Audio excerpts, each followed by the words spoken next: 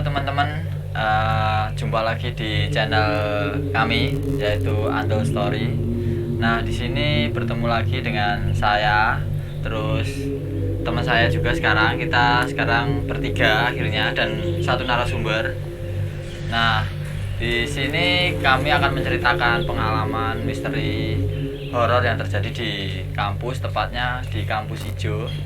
Nah, tahu kan Kampus Ijo itu pastinya sebelah mana, dan di sini kami tekankan sekali lagi bahwa kita di sini bertiga tidak menjelek-jelekan instansi ataupun citra ataupun menyinggung pihak terkait ataupun yang lainnya.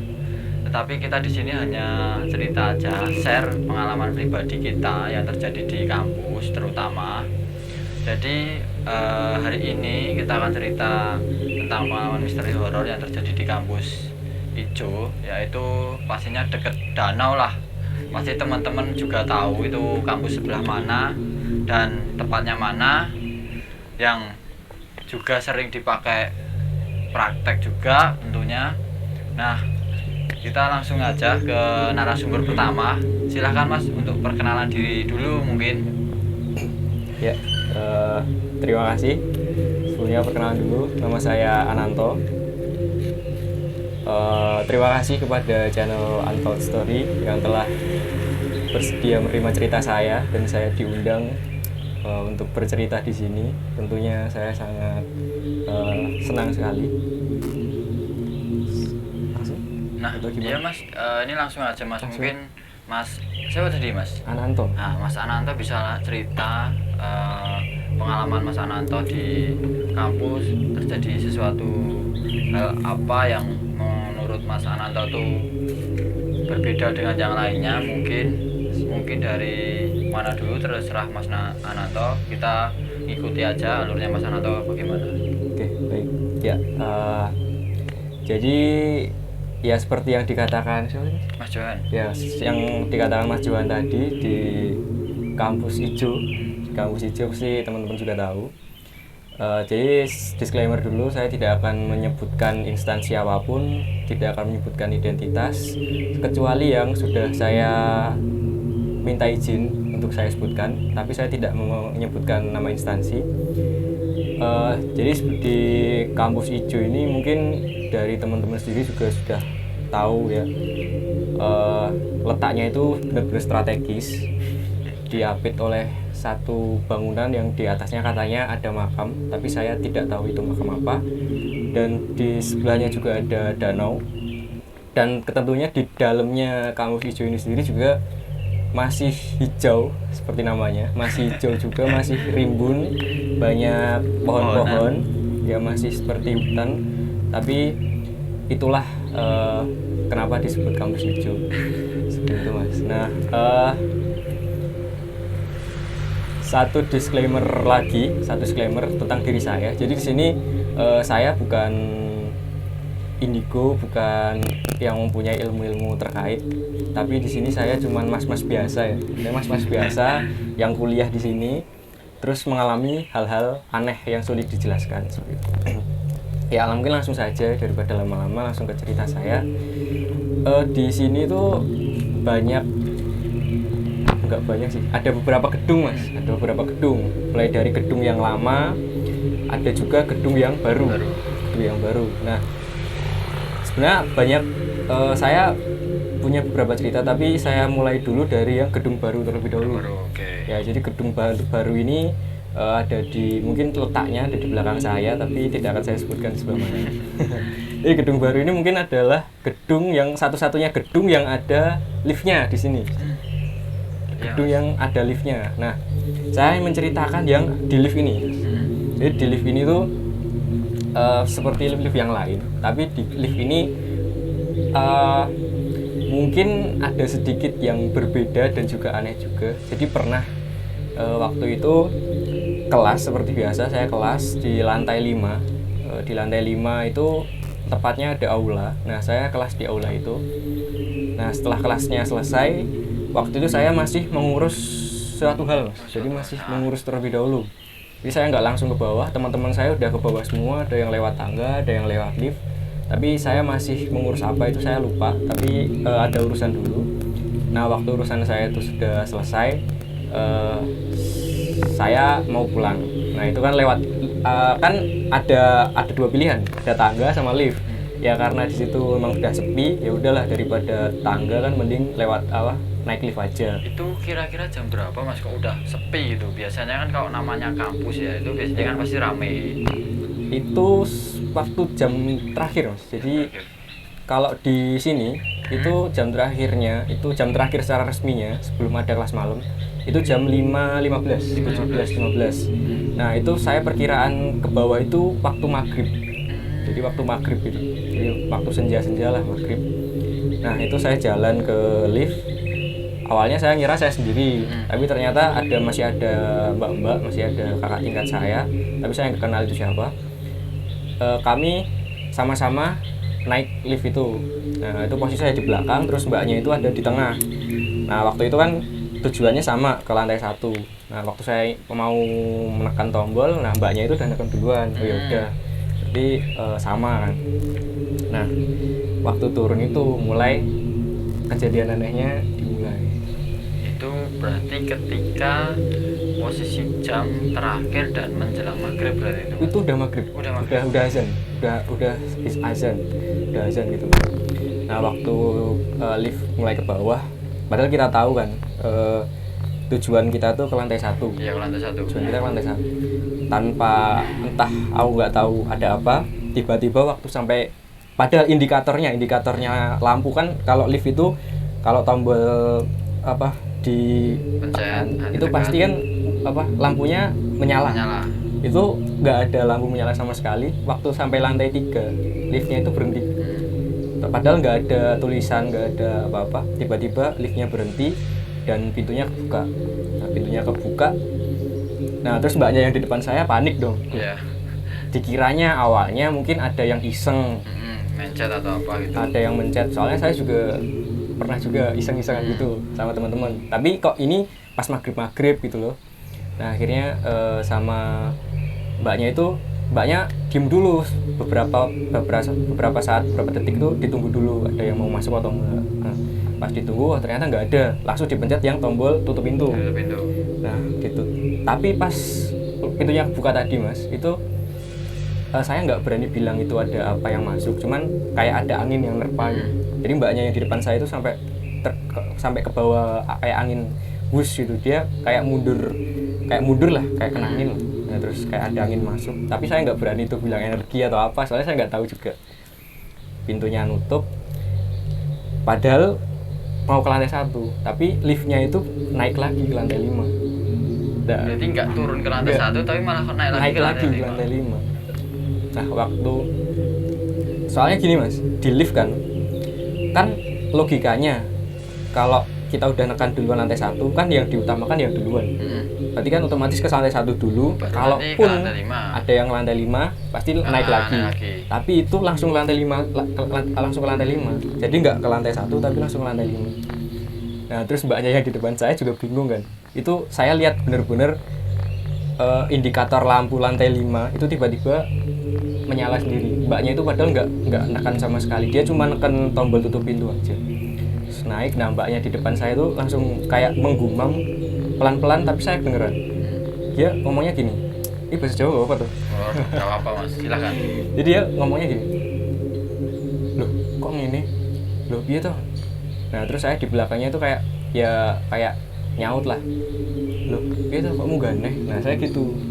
Nah, akhirnya liftnya itu sampai ke lantai 5 lagi, terus dibuka, terus liftnya kebuka, dan di situ nggak ada siapa-siapa. Jadi situ nggak ada siapa-siapa lagi, masih nggak ada siapa-siapa. Mungkin kalau bisa dibilang kalau orang awam atau orang biasa pastinya paling error atau apa. Nah, tapi nanti kita bakalan dijelaskan oleh Mas Agis dan divisualkan oleh Mas Agis apa yang terjadi saat Mas Ananto bilang dan cerita ini tadi. Langsung aja nanti ke Mas Agis yang bisa memvisualkan bentuknya apa dan gambarannya kayak gimana bisa dijelaskan oleh Mas Alkis? Di sini saya akan memvisualisasikan yang setelah saya gambar. Jadi kurang lebih itu kayak seperti ini. Ya, saya perlihatkan dulu. Nah, di sini ada dua sosok. Kenapa liftnya itu bisa berhenti? Itu yang pertama itu ada sosok Kunti. Terus ini ada sosok anak kecil. Di mana kedua sosok ini, Mas, pas kalian masuk lift itu anaknya tertinggal. Anaknya tertinggal. Iya, dia juga pengen naik lift, makanya pintunya itu dimatikan sama yang ini, yang sosok perempuan ini. Ini wajahnya rusak ya teman-teman. Aku nggak berani gambar, takut mual juga. Terus ini sosok anak kecil, bukan tuyul sih. Ini sosok anak biasa. Terus itu ketinggalan, jadi dia pengen ikut ibunya. Nah, kenapa itu dibuka? Ya karena ini sosoknya ganti keluar lagi, terus masukin anaknya untuk ke dalam lift juga gitu. Jadi itu seperti ini. Jadi kejadian itu sangat cepat banget, jadi nggak bakal nyangka juga itu kena apa ya kan Mas ya. Jadi itu bukan kesalahan lift. Itu bukan kesalahan lift, jadi ada di situ. Jadi emang kayak itu ini ketinggalan Mas tadi yang kecil ini. Anaknya itu Iya, nangis.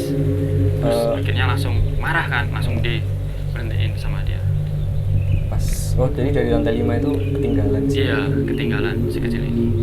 Ini Mas mau tanya Mas, ini kan apakah ada hubungannya dengan apa yang perempuan itu, yang anak kecil itu atau Iya, itu siapanya? Nah, mungkin Mas Alkis juga Ini- kan penasaran. Ini anaknya. Jadi Anaknya. teman-teman ini anaknya. Jadi ini anaknya Mas. Jadi ngikut. Sebenarnya ini bukan anak. Ini hasil persilangan juga sama genderuwo sih sosoknya ini. Tenang, aman Mas, aman. Siap. Tadi saya sudah izin juga untuk gambar. Nah, itu yang dapat saya jelaskan Mas Jo dan Mas Anan Siap, terima kasih. yang menjadi Pertanyaan lagi. ya boleh. Itu emang mbaknya ini Iya, yang masih yang gambar. ini. Itu emang kan tadi mukanya rusak atau ada kaitannya sama liftnya? Soalnya liftnya baru. Iya. Liftnya baru, belum ada lama lah. Ada kaitannya nggak sama liftnya? Iya, tetap ada kaitannya. Sebelum jadi lift itu kalau boleh tahu apa? Kurang tahu mas, soalnya saya masuk udah ada liftnya. Cuman setahu saya belum lama ini ada liftnya. Itu enggak. Jadi dulu itu kayak dia itu sosok penghuni yang sebelum ada lift ini Mas. Oh, sebelum ada lift. Iya, jadi dia ngikut di sini. Sebenarnya ini kalau nggak salah udah ada yang netralisir sih. Jadi ini awalnya benar-benar kayak kejam atau gimana ya. Tapi ini pas aku berhubung itu aku diterima dengan baik gitu dan bolehin buat gambar itu. Ya mungkin teman-teman udah bisa lihat tadi udah dijelaskan sama Mas Alkis. Mungkin kalau yang di lift tadi itu aneh ya. Ya kalau menurut orang awam seperti saya itu aneh. Tapi ya saya dulu mikirnya ya mungkin liftnya error atau gimana. Nah, cuman setelah tadi saya cerita, ternyata ada penjelasannya juga ya mas. Nah kalau yang selanjutnya ini pengalaman pribadi saya sih, pengalaman pribadi, dan itu jujur benar-benar susah untuk dijelaskan itu apa. Dan ini yang mengalami bukan cuma saya, tapi juga sama teman-teman saya juga mengalami. Dan tadi sebelum saya kesini sudah minta izin juga, daripada soalnya kayak langsung otomatis. Jadi saya masuk ke kampus hijau ini, biasanya kan parkirnya di sebelah situ, tiba-tiba saya kok langsung kayak diarahkan ke ruangan yang ingin saya ceritakan ini. Jadi mungkin ada sesuatu yang terus akhirnya saya minta izin dulu sama di sana. Saya juga nggak tahu ini diizinin apa enggak, cuman ya mungkin bisa dijelaskan nanti.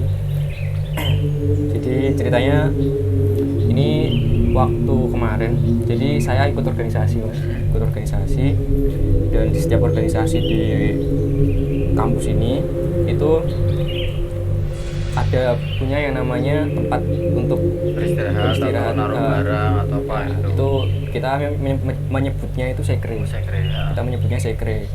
Nah, tapi di organisasi saya itu berbeda. Jadi mungkin sekre-sekre yang lain itu ada bangunannya sendiri, ada gedungnya sendiri, gedung sekretariat UKM seperti itu. Nah, sedangkan gedung sekre saya itu ada di gedung lama. gedung Berarti yang lama. misah sama apa sekre-sekre UKM yang lain. Iya, bisa. Jadi sendiri, soalnya karena jurusan saya aja juga baru, jurusan baru, tentunya organisasi saya atau himpunan saya itu juga baru. Jadi sekrenya mungkin belum dibuat oleh kampus. Jadi masih dititipkan di gedung yang lama. Nah, waktu itu di pertengahan tahun ya, mungkin pergantian semester di awal-awal pergantian semester. Waktu itu ya mungkin di organisasi kan rame lah, ya banyak temen. Nah waktu itu saya pas di kontrakan, saya juga untuk kontrak mas. Nah pas di kontrakan itu saya nggak bisa tidur, kayak nggak tenang aja gitu suasananya. Terus akhirnya saya ngechat temen saya, namanya Satrio. Saya udah bilang ke orangnya dan dia bersedia untuk disebutkan namanya. Satrio itu ngechat saya, Mas Renio neng sekre, ayo terus sekre bareng. Mas sini ke sekre, ayo tidur ke sekre. Nah terus akhirnya saya ke sekre. Nah ternyata di sekre itu udah ada Satrio sama temannya, namanya Denny. Jadi Satrio sama Denny ini emang udah sering lah tidur di sekre, sering jaga sekre juga sekalian wifi-an gitu kan. Waktu itu ya kita ngobrol-ngobrol dari jam 8 itu ngobrol-ngobrol, terus ya dengerin lagu biasa lah sampai pukul 11 lebih itu kan kita udah mulai ngantuk. Terus akhirnya si yang pertama tidur tuh Denny udah tidur, terus si Satrio masih mainan HP, dan di situ saya tidur. Jadi gambaran sekre saya dulu ya. Jadi di sekre saya itu satu ruangan yang dibagi menjadi dua sekre. Dua sekre lah. Ya. Satu ruangnya yang satu buat apa itu mas? Sekre juga, organisasi lain juga. Nah jadi ini ruangan besar, terus masuk ini sekre saya, sekre organisasi saya, ini organisasi sebelah. Oh gitu. Terus di luarnya itu ada pintu masuk utama, terus baru pintu masuk ke sekre. Nah pintu masuk yang utama itu pintu biasa kayu. Nah yang di dalam itu pintu besi yang digeser. Oh ya digeser, sliding lah. Ya sliding door itu. Nah waktu itu saya tidurnya itu tepat di depan pintu. Jadi pintunya kan agak saya buka soalnya pengap kan, kalau di sini kalau malam pengap kan. Saya buka biar nanti kalau ada satpam itu biar tahu ada yang tidur di sini, biar gak dikunci lah. Nah agak saya buka. Nah waktu itu saya udah mau tidur gitu kan. Nah waktu sekitar pukul 12 lebih tengah malam itu saya lihat Satrio teman saya itu udah tidur. Dia tidur sambil megang HP. Jadi dia masih nyekrol tapi udah ketiduran. Terus saya lihat ke luar, itu saya lihat ada seorang cewek, atau saya bilangnya mbak-mbak aja. Ada mbak-mbak yang masuk dari pintu utama. Tapi dia masuknya itu langkahnya itu halus banget. Jadi saya nggak bilang melayang, nggak bilang dia berjalan, tapi dia tuh kayak halus banget, ngelangkahnya tuh halus. Terus dia masuk ke pintu utama, terus ke sekre sebelah. Dia ke sekre sebelah. Awalnya saya kira kan itu masih jam 12. Saya kira itu ya mungkin ada anak dari sekre sebelah yang ngambil barang lah. Nah, terus awalnya saya mikirnya gitu, tapi kok saya tunggu nggak ada bunyi pintu yang dibuka. Kan biasa kalau pintu yang besi kalau dibuka itu kan pasti bunyi, apalagi itu juga jam 12 ya, jam 12 udah sunyi-sunyinya kan. Tapi kok kayak nggak ada suaranya. Mbaknya tadi kemana? Akhirnya saya tidur, itu udah tidur. Terus sekitar pukul 2, hampir jam 2, hampir jam setengah 3-an lah, itu saya kedinginan mas. Soalnya kan masih pakai kipas angin, dan kipas anginnya langsung ke saya gitu. Nah, terus saya inisiatif mau matiin kipas angin. Ya kan harus berdiri mas, soalnya kipas anginnya yang tarik itu loh, ada talinya ditarik itu.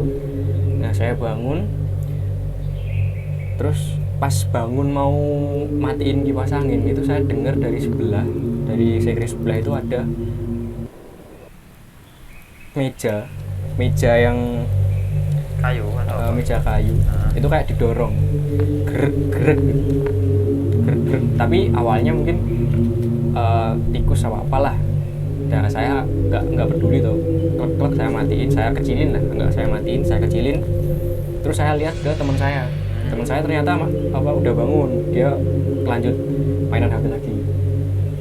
Terus pas udah saya mau tidur, mau tidur lah, mau posisi tidur, meja yang tadi gerak itu kayak didorong keras banget sampai natap tuh, redak gitu. Sampai ada bunyi daknya kayak natap tembok dak gitu. Tapi Mas Ananto udah dipastiin belum? Mungkin ada orang di dalam di situ Belum. atau apa kayak gitu. Belum saya pastikan, soalnya saya nggak keluar. Gitu. Terus waktu itu kan kaget Mas, soalnya kan ya kan bianter banget, dak gitu.